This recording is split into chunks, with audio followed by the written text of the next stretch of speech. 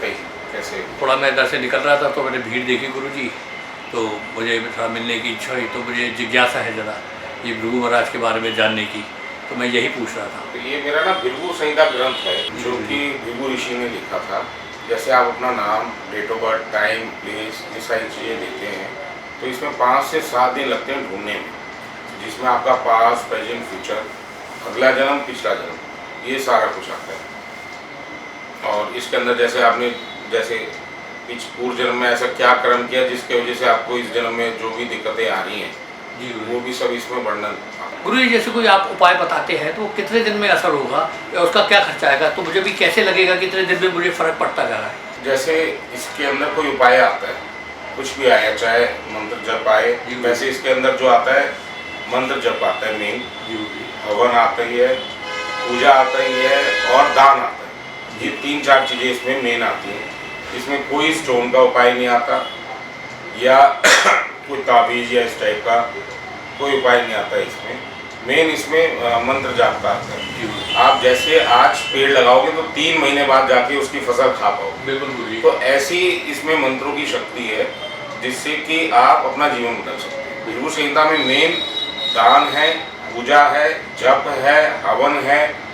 ये अलग अलग विषय है कि भाई आपकी जैसे कई पत्रियों में आता है कि फलाने पहाड़ पे जाके ये पूजा करे या इस फलाने मंदिर में जाके ये पूजा करे, वहाँ जाके पूजा अर्चना करें। वही जो आपका आने जाने का खर्चा होगा, जो भी आप उधर पूजा करेंगे, वो जो खर्चा लगेगा वही आपका खर्चा आता है उसमें।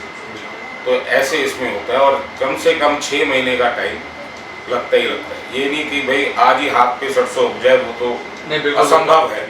कोई ऐसा मेरे को मिल जाए तो मेरे को बताइए, मैं भी जरूर, क्योंकि मंत्रों में बहुत शक्ति है। क्योंकि जो भी आप अपने ऋषि देखेंगे, जैसे विश्वरत्न से विश्वामित्र बने, वो ऋषि बने क्योंकि वो क्षत्रिय थे, फिर भी वो ब्रह्म बने जिन्होंने गायत्री जी की उत्पत्ति करी, ठीक है ना। तो वो भी मंत्रों के द्वारा हुआ। कई उन्होंने वर्षों तक स्वर्ग भी उन्होंने बना दिया अपने जप तप से, निशंकु को स्वर्ग पहुँचा दिया। तो ये जप तप के द्वारा ही चीज़ें संभव हैं। तो अपना जीवन भी हम लोग बदल सकते हैं। जैसे में भृगु जी और शुक्र जी के बारे में वर्णन होता है, तो शुक्र जी जो हैं ये उपाय बताते हैं कि ये व्यक्ति इस उपाय को ऐसे करे, ये मंत्र है, हवन करे, पूजा करे, अर्चना करे, जैसे इतना तो जप करे, इतना दशमांश इसका हवन करे। तो ऐसे इसके अंदर उपाय आते हैं। जैसे आप किसी परेशानी में आए हैं तो इस ग्रंथ में लिख के आ जाएगा कि ये व्यक्ति इस परेशानी में आया है, इस वजह से आया, मतलब काम धंधे से परेशान है या वैवाहिक जीवन में कहीं परेशानी आ रही है, कर्ज से है, तो किस वजह से किस उम्र में ये पत्रिका सुनेगा ये बालक, ये सब भी इसके अंदर आता है। तो गुरुजी इसके लिए मुझे क्या करना होगा? मुझे तो आप अपना नाम, date of birth, time, place, की सारी चीज़ें लिखवा लीजिए। बिल्कुल। मैं आपको 5 से 7 दिन आगे का टाइम दूँगा। बिल्कुल गुरुजी, उस दिन आपको आना पड़ेगा फिर से। बिल्कुल मैं सर, बिल्कुल। क्या नाम बताया? Deepak Gulati. Date of birth 2/10/74। Time 9:45 बजे सुबह। राजस्थान, दिल्ली।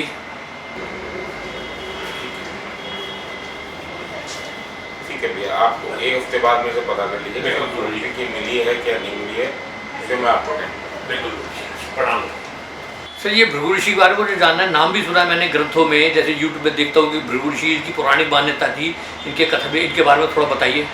ये भृगु ऋषि थे। इनको जैसे सृष्टि की जब रचना हो रही थी तो इन्हें आकाशवाणी होती है कि ब्रह्मा विष्णु में, जैसे हमारे 33 कोटि देवी देवता हैं, तो उसके अंदर जैसे परीक्षा के लिए जाते हैं तो ये ब्रह्मा जी के आसन पर जाके बैठ जाते हैं भृगु ऋषि। तो जैसे वो आते हैं तो देखते हैं कि भाई ये मेरी गद्दी पे बैठा हुआ है, ना मेरे को प्रणाम कर रहा ना कुछ कर रहा, और गद्दी पे पैर रख के बैठा हुआ है। तो वो देख के क्रोधित हो जाते हैं। एक बार ही अनदेखा करते हैं कि भाई अब देख लिया होगा तो अब, जैसे पहले बुजुर्ग लोग करते थे ना कि कहीं जा रहे हैं तो राम राम बाबूजी, राम राम बाबूजी। पहले लोग बाग पड़ोसी को भी राम राम कहते थे, अब तो दुनिया ही बदल गई है सारी। तो इन्होंने ये देखा कि भाई ये मेरी गद्दी पे बैठा है और मेरा पुत्र भी है और एक पैर पे पैर रख के बैठा हुआ है और ना आदर कर रहा ना कुछ। तो ब्रह्मा जी आके अपशब्द कहते हैं इन्हें।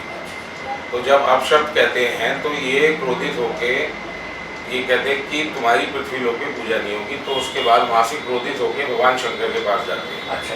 जब भगवान शंकर के पास जाते हैं तो भगवान शंकर नृत्य में लगे होते हैं भूतगण वगैरह के साथ और पार्वती के साथ। और ये कहते हैं कि मैं तेरे द्वार पर ब्राह्मण आया हूँ और ना तूने मेरा आदर किया ना संस्कार किया और तू अपना मौज मस्ती में लगा और अपशब्द इनको कहते हैं। तो ये कहते हैं कि तुम्हारी ये गुस्से में आके इनके त्रिशूल लेके पीछे भागते हैं इनको मारने के लिए भृगु ऋषि को। तो जब भागते हैं तो ये भागते भागते ये कहते हैं कि तुम्हारी पृथ्वी लोक पे मूर्ति पूजन नहीं होगा। तो आपने कहीं पे भी देखा होगा तो हमारे जैसे 12 ज्योतिर्लिंग हैं तो इनकी लिंग के रूप में पूजा करी जाती है। तो ये क्रोधित होकर ऐसे विष्णु जी के पास जाते हैं। आप पीछे चित्र भी देख रहे होंगे तो इसके अंदर देख रहे होंगे कि शेष नाग पे विष्णु जी विराम कर रहे हैं और लक्ष्मी जी पाँव दबा रही है। तो इनको पहरेदार रोकते हैं वहाँ पर और पहरेदार जब रोकते हैं तो ये क्रोधित में होकर उनको धक्का देके जो इनके पहरेदार होते हैं उनको धक्का देके गुस्से में जाके सीधा विष्णु जी के वक्षस्थल पर मतलब छाती पर लात मारते हैं भृगु ऋषि। तो जब ये लात मारते हैं तो लक्ष्मी जी क्रोधित हो जाती है अपने पति का अपमान देखते हैं।